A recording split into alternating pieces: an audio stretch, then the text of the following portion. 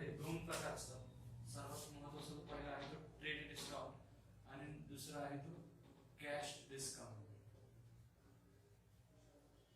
याला शॉर्टमध्ये टीडी आणि सीडी असं म्हटलं जातं. कॅश डिस्काउंट आणि ट्रेड डिस्काउंट. ठीक आहे. टीडी म्हणजे ट्रेड डिस्काउंट, सीडी म्हणजे कॅश डिस्काउंट. ट्रेड डिस्काउंट आणि कॅश डिस्काउंट मध्ये फरक असा आहे, ट्रेड डिस्काउंट हा जो आहे हा जर्नल एंट्री मध्ये डायरेक्टली दाखवला जात नाही, पण कॅश डिस्काउंट जो आहे हा डायरेक्ट त्या ठिकाणी डिस्काउंटच्या अकाउंटने मेन्शन केला जातो. मग ह्याच्यामध्ये कोणते दोन अकाउंट असतात तर ते आपण बघूया. डिस्काउंट रिसीव्ड आणि दुसरा आहे डिस्काउंट अलाउड. रिसीव्ड म्हणजे मिळालेला, म्हणजे जो डिस्काउंट तुम्हाला मिळाला तो मिळालेला डिस्काउंट हा असतो डिस्काउंट रिसीव्ड. आणि दुसरा म्हणजे दिलेला, म्हणजे तुम्ही इतरांना एखादी वस्तू विकताना डिस्काउंट दिला असेल काही तर तो. डिस्काउंट रिसीव्ड म्हणजे आपला प्रॉफिट किंवा गेन आहे, आणि डिस्काउंट अलाउड जो आहे तो आपला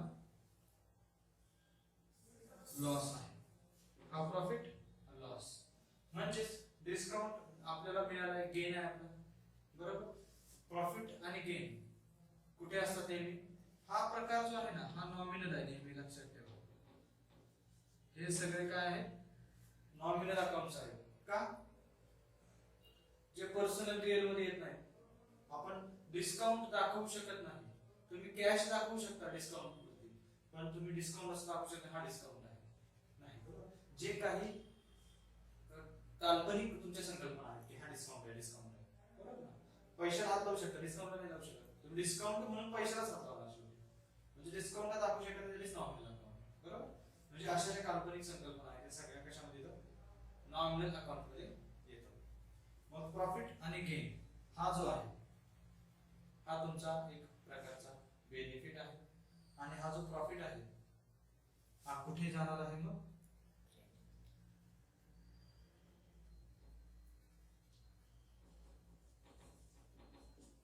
क्रेडिटला असणार आहे, सीआर. आणि ज्यावेळेस डिस्काउंट अलाउडची तुम्ही एंट्री करता तर तुमचा लॉस आहे, म्हणून तो कुठे असणार आहे, डेबिटला, बरोबर. हा पूर्ण प्रकार जो आहे हा नॉमिनल आहे, लक्षात ठेवा. नॉमिनल अकाउंट हे लक्षात ठेवा. अशा प्रकारे याची एंट्री होते. ठीक आहे. म्हणजे तुम्ही एखादी जर्नल एंट्री सोडवत असाल तर त्यावेळेस डिस्काउंट रिसीव्ड अकाउंट एक असतं, ह्याच्या पुढे अकाउंट असे येतं, आणि ह्याच्या पुढे पण डिस्काउंट अकाउंट असे येतं. Discount received account, discount allowed account, असे दोन अकाउंट तुम्हाला कॅश डिस्काउंट मध्ये वापरायला. ठीक आहे. मग आता हा झाला त्याचा थेरॉटिकल पार्ट, बरोबर. त्यानंतर दुसरा जो प्रकार आहे तो आहे ट्रेड डिस्काउंट. ट्रेड डिस्काउंट मात्र तुमची एंट्री करताना वापरला जात नाही, त्यामुळे आपण ट्रेड डिस्काउंटची एंट्री करत नाही. ठीक आहे. मग आता कॅश डिस्काउंट जो आहे या कॅश डिस्काउंटची एंट्री कशा प्रकारे केली जाते हे आपण याच्यापुढे पाहूया. जसं तुम्ही पाहिलं डिस्काउंट रिसीव्ड जो आहे तो क्रेडिट असतो, डिस्काउंट अलाउड जो आहे तो डेबिटला असतो. ठीक आहे. मग ह्याच्यावरून आपण एंट्रीज पाहूया. त्याच्या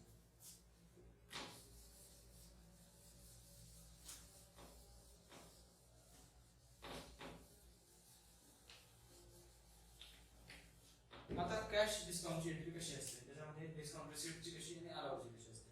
फॉर एक्झाम्पल सेल केलं असेल, काहीतरी सेल केलं तुम्ही, बरोबर. सेल केलं तर त्याच्यावर तुम्ही त्याला डिस्काउंट देणार ना. म्हणजे समजा तुमची 10,000 ची गोष्ट आहे, काहीतरी गुड्स आहेत 10,000 च्या, ह्याच्यावर तुम्ही डिस्काउंट दिलं, त्याला डिस्काउंट अलाउड झाला. हा तुम्ही त्याला डिस्काउंट देताय ना, 10,000 ची वस्तू तुम्ही विकताय, त्याला तुम्ही सांगितलं 5% डिस्काउंट आहे तुमचं, तर 5% डिस्काउंट जर 10,000 वरती केला तर अमाउंट कशी होते आणि कसा काढायचा डिस्काउंट. डिस्काउंट काढण्यासाठी जी काही तुमची अमाउंट आहे 10,000 गुणिले तुमचे 5% आणि याला 100 ने गुणायचं, 5% अशा प्रकारे घेतले जातात. म्हणजे तुमचे हे डबल शून्य जे आहे ते गेले आणि 100 गुणिले 5, 100 गुणिले 5 किती आला? 500 रुपये तुमचा डिस्काउंट अलाउड आला. मग एंट्री कशी करणार आता? बरोबर, तुम्ही हे सेल केलंय, कोणाला कोणाला विकलं तुम्ही? हे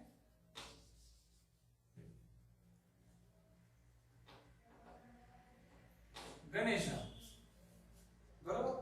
आता गणेशला कॅश डिस्काउंट म्हणजे तुम्ही जर एखादी वस्तू कॅशने परचेस करत असाल तर तुम्ही डायरेक्टली कॅश घेताय किंवा देताय, याचा अर्थ तुम्हाला डायरेक्टली कॅशची एंट्री करताना हा कॅश डिस्काउंट देता येतो. बरोबर, ट्रेड डिस्काउंटचं कसं नाही, ट्रेड डिस्काउंट मात्र क्रेडिटवर असतो, मोस्टली उधारीवर असतो.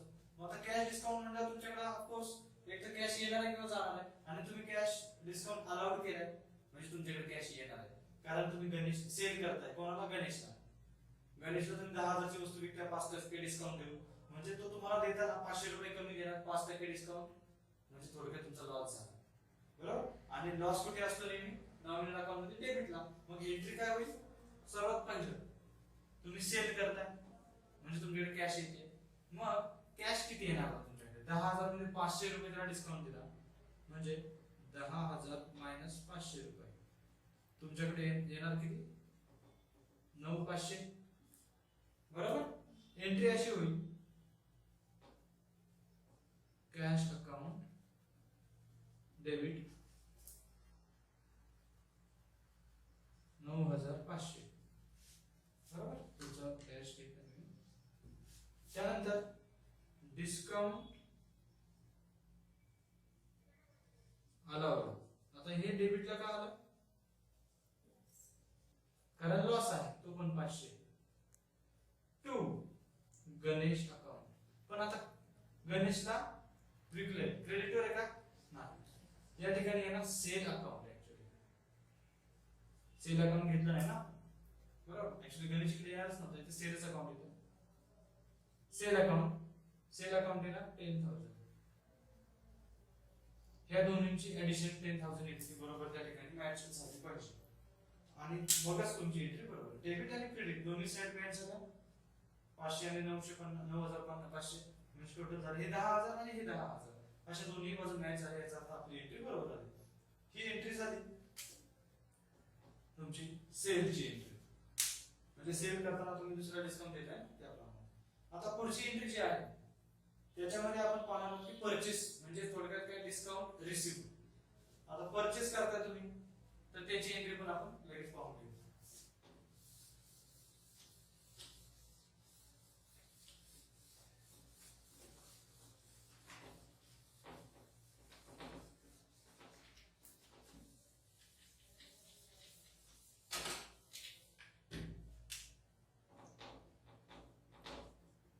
Cash discount that is CD, हे नॉमिनल अकाउंट आहे. बरोबर, आता परचेस करता तुम्ही, मगाशी सेल केलं होतं आपण, आता आपण परचेस अकाउंट वर एंट्री करूया. कशा प्रकारे केली जाते एंट्री? ज्यावेळेस तुम्ही परचेस करता एखादी वस्तू, आता गणेश कडून आपण फ्रीज परचेस करतोय किंवा टीव्ही परचेस करतोय, मग समजा परचेस फ्रॉम गणेश काय 10,000 चा टीव्ही परचेस केला आपण, त्याच्यामध्ये आपल्याला 10% डिस्काउंट मिळाला, त्याने आपल्याला जास्त डिस्काउंट मिळाला. ह्यावेळेस एंट्री कशी करणार? आता सर्वात महत्त्वाचं डिस्काउंट कॅल्क्युलेट करायचं तर 10,000 गुणिले 10% डिवाइड बाय 100. 100 चे 2 शून्य म्हणजे थोडक्यात काय तुम्हाला इथे 1 शून्य शून्य चे हे 2 शून्य आणि हे 2 शून्य कॅन्सल करूया. 100 गुणिले 10 इक्वल टू 1000 रुपये डिस्काउंट झाला तुम्हाला, बरोबर. या ठिकाणी 1000 रुपयाचा डिस्काउंट मिळतो. मग 10,000 ची अमाउंट आहे, आपल्याला जे त्याला 10,000 द्यायचे होते तर आपल्याला डिस्काउंट मिळालाय, बरोबर. म्हणजे किती असेल? हा झाला डिस्काउंट रिसीव्ह. डिस्काउंट रिसीव्ड म्हणजे आपण त्याला 10,000 द्यायचे, त्यामुळे आपण किती देणार आहोत त्याला? 10,000 मायनस 1,000 किती देणार? 9,000च देणार, बरोबर. कारण 1,000 या ठिकाणी डिस्काउंट मिळाला आपल्याला. मग एंट्री कशी होईल? आता सर्वात महत्वाचं जे काही नॉमिनल अकाउंट्स आहेत त्यात कसं होतं सगळे डेबिटला येतात लॉस असतील तर. आता एक्सपेन्स असेल तर तो सुद्धा आपला डेबिटला येणार. मग परचेस अकाउंट पहिलं, याच्यात कोणते कोणते अकाउंट आहेत? परचेस अकाउंट आहे. दुसरं आहे आपण जर गणेश कडून घेतोय तर कॅश नाही घेतोय का ते पण पाहणं गरजेचं आहे. आपण शिकतोय कॅश डिस्काउंट, त्याच्यामुळे ऑफकोर्स हे कॅशवर आहे म्हणजे कॅश अकाउंट पण येणार आहे. आता कॅश येणार आहे की जाणार आहे?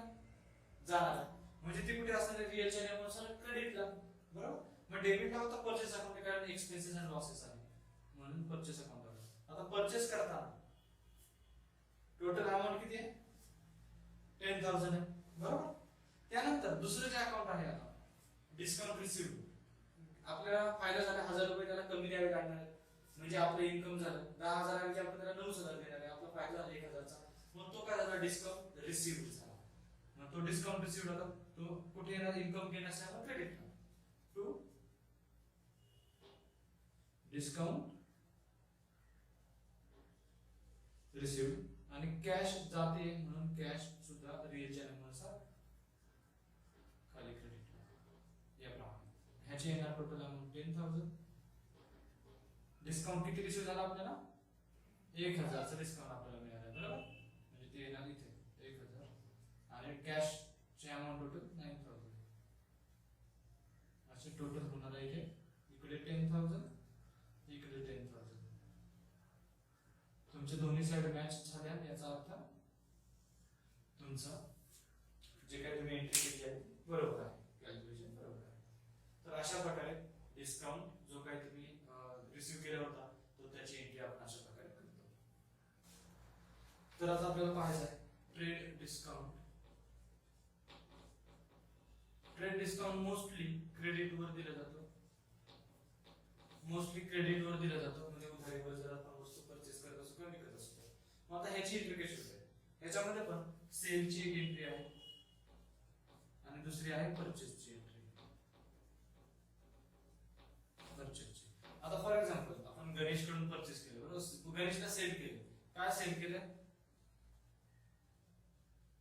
गणेशला काय सेल केलं? हा, आपण जरा टीव्ही विकला. किती? 10,000 चा. डिस्काउंट काय घेतलं त्याच्यावरती? 5% म्हणजे 500 रुपयाचं डिस्काउंट, बरोबर. म्हणजे काय होणार? डिस्काउंट किती होणार आहे? डिस्काउंट इक्वल टू 500, बरोबर. याप्रमाणे 5% म्हणजे अमाउंट टोटल अमाउंट किती झाली ट्रान्झॅक्शनची? 9,500 अमाउंट झाली, बरोबर. 9,500 ला थोडक्यात काय झाले? आपण विकलाय 500 रुपये डिस्काउंट. मग अशा वेळी गणेशला विकलाय, कॅश आलेली का नाही? कारण क्रेडिट वर विकला जातो. मग एंट्री कशी होते पहा. आता यात दोन अकाउंट आहेत, एक सेल अकाउंट आहे आणि दुसरं गणेश अकाउंट आहे. इथं कॅश किंवा ट्रान्झॅक्शनचं कोणताही डिस्काउंटचा अकाउंट घ्यायचं नाही, बरोबर. मग एंट्री काय होतं? सेल अकाउंट तर काय आहे? आपण विकतो म्हणजे एक्सपेन्सेस आणि लॉसेस असेल तर डेबिटला असतात. क्रेडिट इन्कम आणि गेन असेल तर सेल केलं तर काय होतं? आपलं इन्कम झाला ना, म्हणजे तो येणार क्रेडिटला. आणि गणेश जो आहे debit the receiver credit the giver. आपण टीव्ही विकला, घेणारा कोण आहे? गणेश. डेबिट द रिसिव्हर, जो घेतो तो डेबिटला असतो. म्हणून या ठिकाणी एंट्री होईल गणेश अकाउंट. हा गणेश अकाउंट जो आहे ना ह्याची एंट्री पर्सनलच्या नियमानुसार सोडवायची आणि सेलची एंट्री नॉमिनलच्या नियमानुसार सोडवायची. नॉमिनलचा नियम सांगतो credit or incomes and gains. मग क्रेडिटला काय येणार? To sale account. अमाउंट येणार 9,500, इकडे पण 9,500. अशा प्रकारे याची एंट्री होते. आता परचेसचं कसं होणार? परचेस अकाउंट आता आपण समजा परचेस केलं, कोणाकडून परचेस केलं?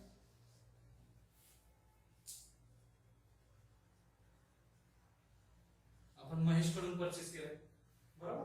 काय परचेस केला?